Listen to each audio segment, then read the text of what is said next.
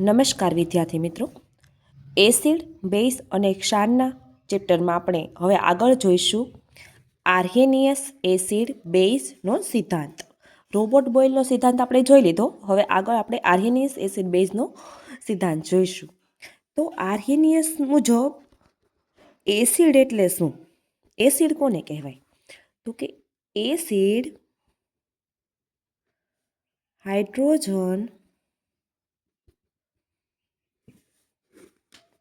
ધરાવતું એવું સંયોજન છે કે જેના જલીય દ્રાવણમાં, શેમાં? જલીય દ્રાવણમાં H+ આયન હોય,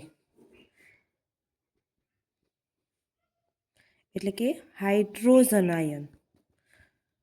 શું કહેવાશે? હાઇડ્રોજન આયન ઉત્પન્ન કરે છે. એસિડ હાઇડ્રોજન ધરાવતું એવું સંયોજન છે કે જેના જલીય દ્રાવણમાં H+ આયન હાઇડ્રોજન આયન ઉત્પન્ન કરે છે. ઉદાહરણ આપણે જોઈએ કે કેવી રીતે હાઇડ્રોજન આયન ઉત્પન્ન કરે છે. તો આપણે HCl લઈએ છીએ. HCl આપણે ખબર છે કે hydrochloric acid. Hydrochloric acid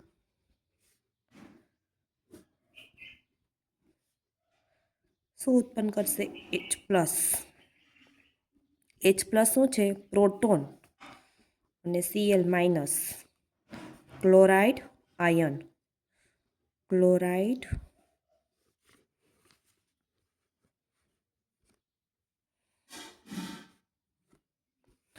chloride ion.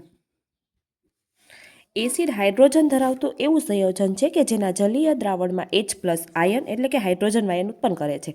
ઉદાહરણ આપણે જોઈએ કે HCl હાઇડ્રોક્લોરિક એસિડ પ્રક્રિયા કરતા H+ એટલે કે આપણે ખબર છે H+ એટલે પ્રોટોન અને ક્લોરાઇડ આયન ઉત્પન્ન કરે છે. હવે મિત્રો અહીંયા મેં એક્યુ લખેલું છે. આપણે ખબર છે L એટલે લિક્વિડ ફોર્મ, L એટલે લિક્વિડ ફોર્મ, S એટલે સોલિડ ફોર્મ, G એટલે ગેસ ફોર્મ. તો એક્યુનો મતલબ શું થશે? એક્યુનો મતલબ થશે એક્વાયસ ફોર્મ, એટલે કે જલીય દ્રાવણ. શું થશે? જલીય દ્રાવણ. એક્યુનો મતલબ એક્વાયસ ફોર્મ, જલીય દ્રાવણ કહેવાશે. અને ગેસ ફોર્મ કહેવાશે, અને સોલિડ ફોર્મ કહેવાશે, અને લિક્વિડ ફોર્મ કહેવાશે. આપણે જોયું આર્હેનિયસ મુજબ એસિડની વ્યાખ્યા. હવે આપણે જોઈએ આર્હેનિયસ બેઝ વિશે શું કહે છે. બેઝ વિશે આર્હેનિયસનો શું ખ્યાલ છે? તો કે બેઝ હાઇડ્રોક્સાઇડ ધરાવતું એવું સંયોજન છે કે જેના જલીય દ્રાવણમાં OH- આયન હોય. શું હોય? OH- આયન હોય. એટલે કે આને શું કહેવાય? Hydroxide ion. શું કહેવાશે? હાઇડ્રોક્સાઇડ આયન કહેવાશે. ઉત્પન્ન કરે. બેઝ છે તેના હાઇડ્રોક્સાઇડ ધરાવતું એવું સંયોજન છે કે જેના જલીય દ્રાવણમાં શું ઉત્પન્ન થશે? હાઇડ્રોક્સાઇડ આયન ઉત્પન્ન થશે. અને આપણે ઉદાહરણ દ્વારા જોઈએ NaOH અને શું કહેવાશે? સોડિયમ હાઇડ્રોક્સાઇડ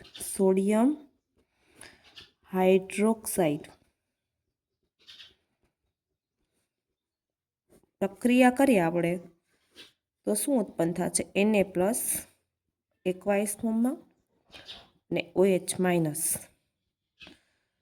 શું ઉત્પન્ન થયું? આપણે OH- આયન. અને શું કહેવાશે? Hydroxide ion.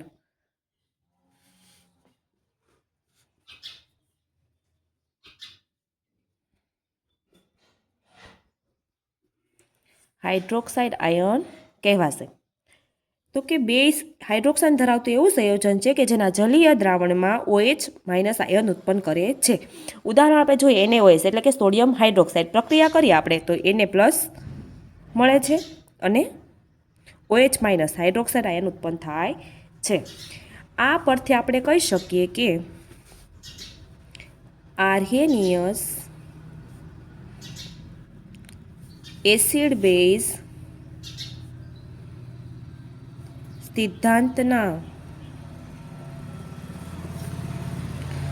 આધારે કહી શકાય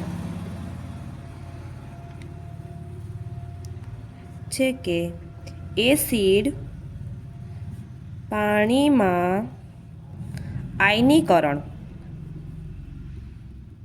પામી H+ અને બેઝ પાણીમાં આયનીકરણ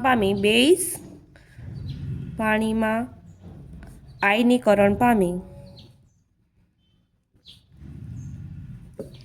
OH minus ion hydroxide ion ઉત્પન્ન કરે.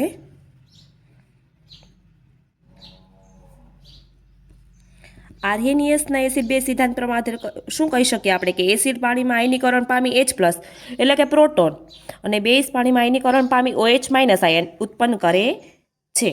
હવે મિત્રો તમને એવો પ્રશ્ન થતો હશે કે આયનીકરણ એટલે શું? આયનીકરણનો મતલબ શું થાય?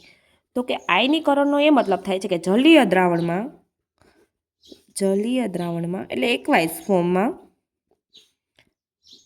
ધન આયન અને ઋણ આયન છૂટા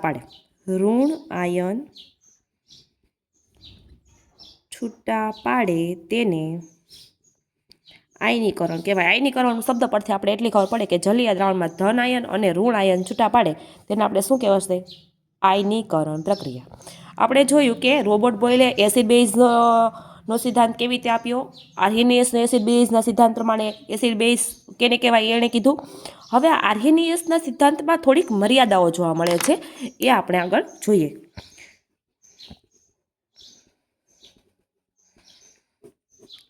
આર્હેનિયસના સિદ્ધાંતમાં મર્યાદા એ છે કે તે માત્ર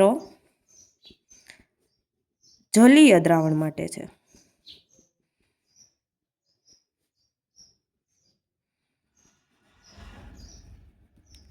તે માત્ર જલીય દ્રાવણને જ લાગુ પડે છે. શેને લાગુ પડે છે?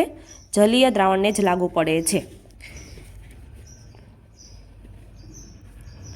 એમોનિયા નામ તમે સાંભળ્યું હશે, એમોનિયા NH3 શું કહેવાશે? NH3 માં હાઇડ્રોક્સાઇડ આયન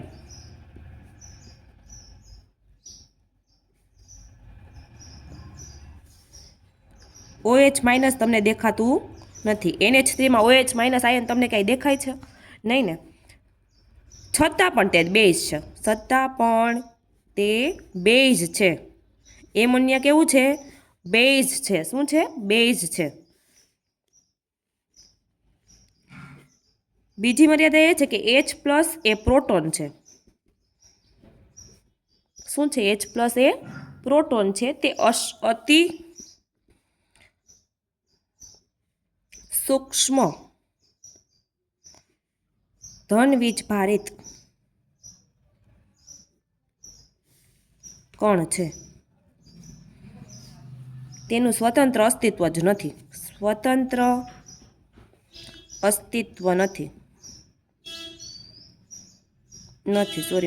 નથી.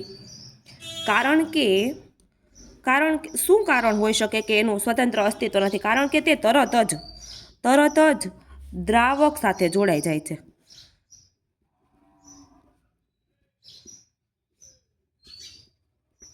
પ્રોટોન છે એ અતિ સૂક્ષ્મ ધન વીજભારિત કણ છે. તેનું સ્વતંત્ર કોઈ અસ્તિત્વ નથી, કારણ કે તે દ્રાવક હોય એની સાથે તરત જ જોડાઈ જાય, પ્રક્રિયા થઈ જાય એમ.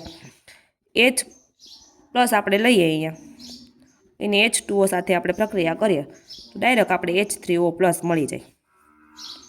હાઇડ્રોનિયમ આયન, અને શું કહેવાશે? હાઇડ્રોનિયમ આયનો. એટલે H+ નું સ્વતંત્ર કોઈ અસ્તિત્વ છે નહીં. એને પાણી સાથે આપણે પ્રક્રિયા કરીએ તો આપણે હાઇડ્રોનિયમ આયન મળી જાય. આટલી મર્યાદાઓ છે આર્હેનિયસના એસિડ બેઝના સિદ્ધાંતમાં. તે માત્ર જલીય દ્રાવણને લાગુ પડે છે. એમોનિયમ એટલે કે NH3 ammonia NH3 hydroxide ion ધરાવતું નથી. એમાં OH માઇનસ છે નહીં, છતાં પણ તે બેઝ છે. એમોનિયા છે એ અપવાદ છે. એમોનિયામાં OH માઇનસ આયન નથી, છતાં પણ તે બેઝ છે. હવે બીજી મર્યાદા એ છે કે H+ એ પ્રોટોન છે.